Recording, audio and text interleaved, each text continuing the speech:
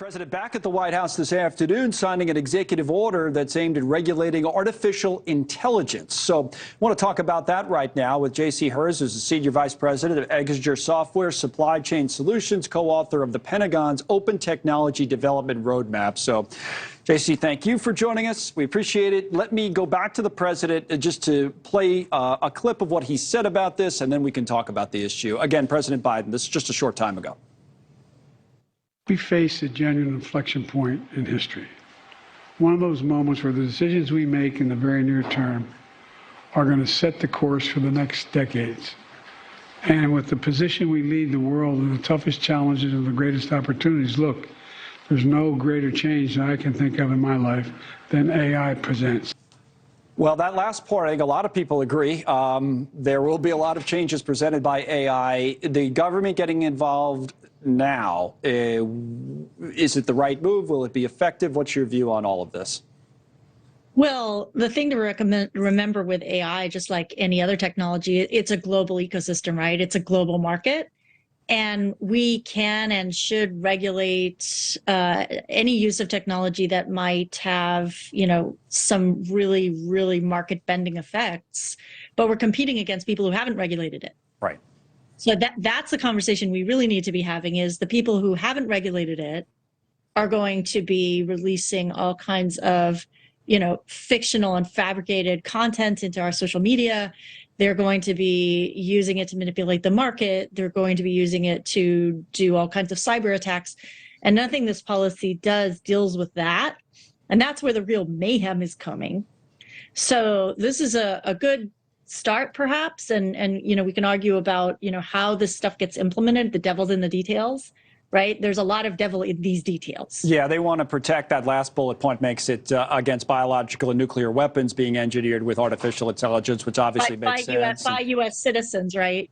So it doesn't actually protect anybody from that happening with non-U.S. citizens. Which is exactly the point you're making. Yeah. But then it just raises an obvious question: is that, are we just supposed to, raise the white flag and give up, or are there other ways that we could be looking at this issue? We're supposed to invest in counter biowarfare, counter cyber warfare, counter AI. We're thinking about defense, right? But how do you start playing offense?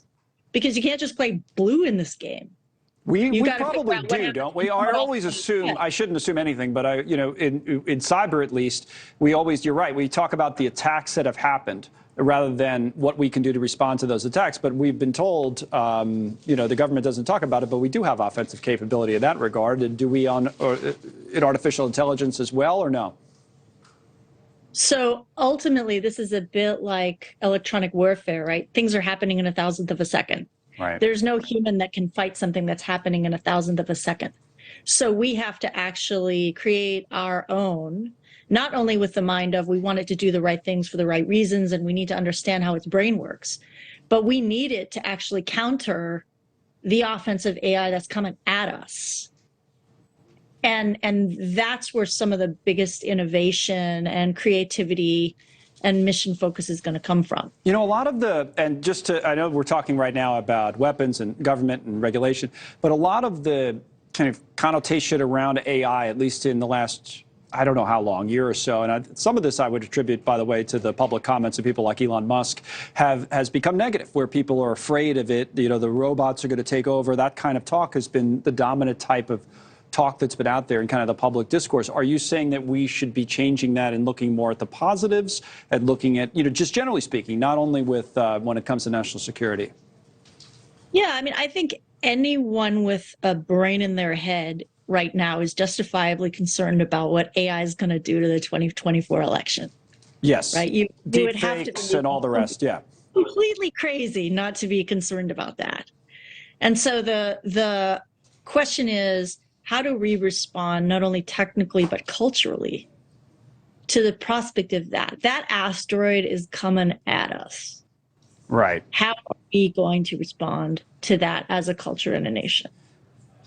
I don't know that we know yet, and it might be, and we don't have a lot of time to come up with our answer is the hard part, because there's a campaign already underway. That's a larger conversation, so we'll have you back and talk about some of those issues, if that's okay. Thank you, JC. You're welcome. J.C. Herz on AI, and she's right, especially with 2024. Speaking of which, there's